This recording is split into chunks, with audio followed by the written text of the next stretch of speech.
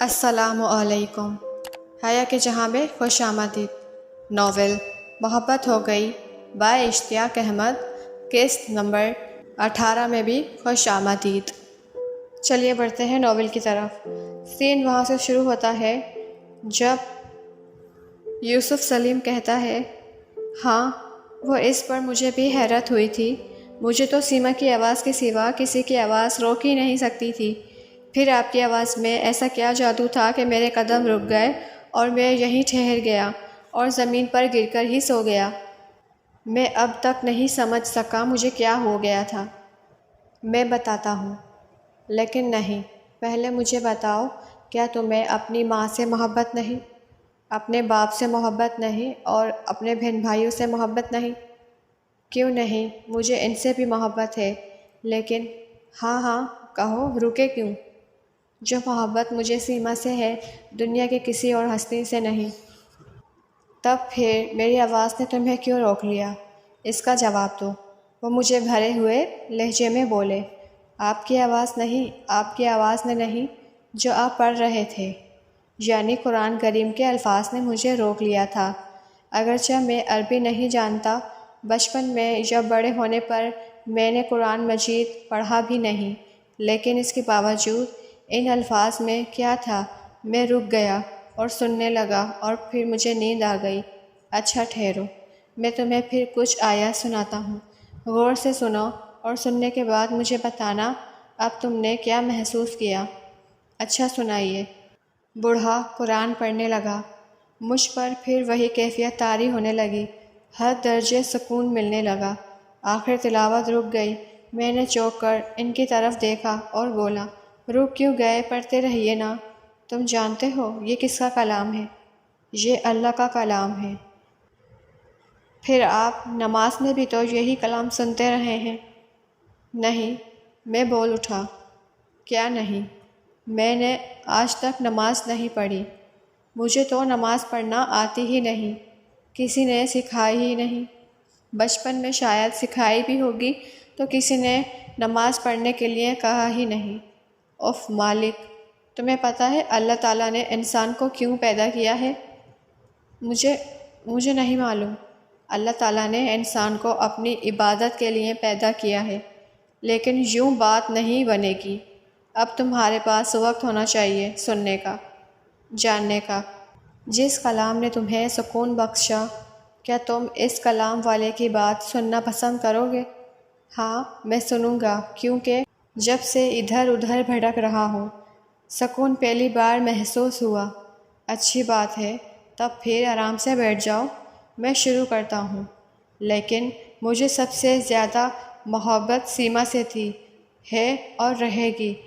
اب میں مرتے دم تک اسی کا نام جپوں گا۔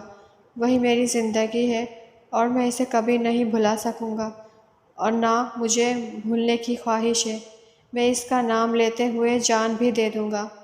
تب پھر بوڑھا کہتے کہتے رک گیا، ساتھ ہی اس کے چہرے پر ایک عجیب سی سختی کے آثار چھا گئے۔ اس سختی نے لمحے بھر کے لیے مجھے پریشان کر دیا، لیکن دوسرے ہی لمحے وہ سختی غائب ہو چکی تھی اور اس کی جگہ نرمی نے لے لی تھی۔ تب پھر کیا؟ یہ نام جپنا، اس کی محبت کی محور بنائے رکھنا تمہیں سکون کیوں نہیں دے رہا؟ اس لیے کہ وہ مر گئی ہے، مجھ سے جدا ہو گئی ہے، مجھے چھوڑ کر چلی گئی ہے۔ سکون تو تب ملتا جب وہ مجھے مل جاتی۔ میں ایک بار پھر یہی کہوں گا۔ تب پھر بوڑھے نے کہا، تو آگے بھی کہیے نا، کیا کہنا چاہتے ہیں؟ تب پھر قرآن کریم کی آیات سن کر تم نے سکون کیوں محسوس کیا؟ ہاں، یہ بات میرے لیے عجیب ہے، اور تم دوبارہ آیت سن کر تجربہ کر چکے ہو، تمہیں پھر سکون کا احساس ہوا تھا۔ ہاں، میں اس سے انکار نہیں کر سکتا، لیکن تمہاری زندگی کا محور تو سیما ہے، اور وہ تم سے جدا ہو گئی ہے، تمہیں تو پھر سکون محسوس نہیں ہونا چاہیے۔ کیا مطلب؟ آپ کیا کہنا چاہتے ہیں؟ میں چونک اٹھا۔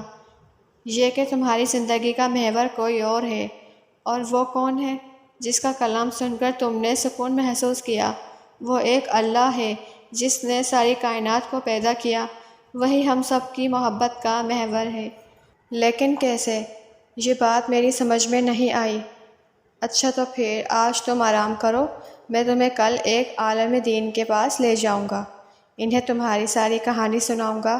وہ اس بات کی وضاحت بخوبی کر سکیں گے، کیونکہ ایک عالم میں اور غیر عالم میں زمین آسمان کا فرق ہوتا ہے۔ ہم اسی وقت کیوں نہیں چلیں؟ اس وقت جانتے ہو رات کے 2 بج رہے ہیں، اور ہو سکتا ہے یہ وقت ان کا آرام کا ہو۔ ہم انہیں بے آرام تو نہیں کر سکتے نا؟ اچھی بات ہے، پھر ہم صبح چلیں گے۔ میں جاننا چاہتا ہوں قرآن کریم کی آیت۔ سن کر میں نے سکون کیوں محسوس کیا۔ ٹھیک ہے، تمہیں بھوک تو نہیں لگی ہوئی؟ میرے ہاں روکھا سوکھا سا کھانا مل سکے گا، میں کھا لوں گا۔ ویسے تو اب مجھے کھانے پینے کا ہوش ہی نہیں رہ گیا، کسی نے کھانا سامنے کر دیا تو کھا لیتا ہوں، ورنہ بھوکے پیاسے ہی نہ جانے کتنا وقت گزر جاتا ہے۔ گھر والوں نے بھی تو مجھے میرے حال پر چھوڑ دیا ہے۔ اچھی بات ہے، میں کھانا لاتا ہوں۔ جلد ہی وہ ایک تھال میں سالن اور 2 روٹیاں لے آئے۔ آلو کا سالن تھا اور شوربہ پانی جیسا تھا، لیکن عجیب بات ہے، مجھے اس کھانے میں حد درجے مزہ آیا۔ میں حیران ہو رہا تھا اور کھا رہا تھا۔ اس سالن میں گوشت بھی نہیں تھا، پھر بھی وہ اچھا لگ رہا تھا، جبکہ میں ہمیشہ مرغن کھانے کھاتا رہا تھا۔ دوسرے دن صبح سویرے وہ مجھے اپنے ساتھ شہر لے آئے۔ ایک بڑی سی مسجد میں ہم نے فجر کی نماز ادا کی، پھر اسی مسجد کے حجرے میں وہ مجھے لے آئے۔ وہاں وہی مولانا گاؤں تکیے سے ٹیک لگائے بیٹھے تھے جنہوں نے نماز پڑھائی تھی۔ نماز کے دوران ان کی قرات میں بھی میں ڈوب گیا تھا۔ نہ جانے ایک ہی رات میں مجھے کیا ہو گیا تھا۔ اس نے میرا تعارف ان مولانا سے کرایا۔ انہوں نے محبت بھرے انداز میں مجھ سے مصافحہ کیا، پھر پاس بٹھایا۔ بوڑھا بھی بیٹھ گیا۔ اب اس نے انہیں میری کہانی سنائی۔ اس دوران میں حجرے کا جائزہ لیتا رہا۔ حجرہ کیا تھا؟ اسلامی کتابوں کی ایک خوبصورت لائبریری تھی۔ کتابوں کے لیے دیوار میں ریک لگوائے گئے تھے، ان میں کتابیں خاص ترتیب سے لگائی گئی تھیں۔ ان مولانا کا نام عبدالکریم تھا۔ وہ اس مسجد کے خطیب تھے، عالم فاضل تھے۔ انہوں نے میری کہانی بہت غور سے سنی۔ کہانی ختم ہو گئی تو بوڑھے صاحب نے کہا، اب میں انہیں آپ کے پاس لایا ہوں۔ یہ اپنی سیما کی محبت ہی کو سب کچھ خیال کرتے ہیں، اسی کی محبت میں باقی دن گزارنا چاہتے ہیں، اور چاہتے ہیں مرتے دم بھی اسی کا نام ان کی زبان پر ہو۔ اسی لیے میں انہیں آپ کے پاس لے آیا ہوں۔ آپ ہی انہیں بہتر طور پر محبت کا مفہوم سمجھا سکتے ہیں، آپ ہی اس موضوع سے انصاف کر سکتے ہیں۔ یہ کام میرے بس کا نہیں تھا، میں سمجھ گیا۔ اب انہیں درست جگہ پر لے آئے ہیں۔ سیما صاحبہ وفات پا چکی ہیں، اب وہ اس دنیا میں نہیں آئیں گی۔ وفات نہ بھی پا جاتی اور دنیا میں ہی موجود ہوتی، تب بھی مجھے یہی کچھ کہنا پڑتا جو میں اب کہوں گا، یعنی اس سے کوئی فرق نہیں پڑتا۔ یوسف یہ کہہ کر خاموش ہو گیا۔ سب سے پہلے ہم ناشتہ کریں گے۔ وہاں بھی سادہ سا ناشتہ لگا دیا گیا، لیکن کھانے میں وہ بھی کم مزیدار نہیں تھا۔ طبیعت میں ہلکے پن کا احساس ہوا۔ آخر ہم فارغ ہو گئے۔ میں نے ان کا شکریہ ادا کیا۔ شکریہ تو مجھے آپ کا ادا کرنا چاہیے، آپ کی وجہ سے مجھے مہمان نوازی کا ثواب مل گیا۔ اب ہم اپنے موضوع کی طرف آتے ہیں۔ پہلے میں مختصر سا ایک جائزہ پیش کرتا ہوں، آپ غور سے سنیں۔ جہاں کوئی الجھن محسوس کریں یا سوال پوچھنے کی ضرورت محسوس کریں تو بلا تکلف پوچھ سکتے ہیں۔ اب سنیے۔ اس میں شک نہیں کہ محبت زندگی کی اساس ہے۔